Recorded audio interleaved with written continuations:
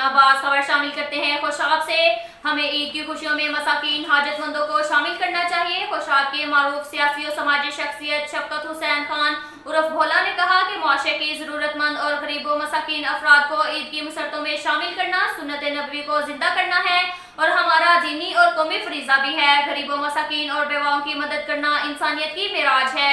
Asia 41 के नुमाइंदों से गुफ्तगू करते हुए भोला खान ने कहा, मुखय्यर हज़रात को चाहिए कि वो गरीब तबके को ईद की खुशियों में शामिल करें और नादार अफराद के दिल खोलकर माली इमदाद को यकीनी बनाएं। उन्होंने कहा कि खैरात बांटने से रिज़्क में वुसअत आती है। इस तरह इंसान को गरीबों की दाद रसी का अजर दुनिया में भी मिलता है और आखिरत में भी।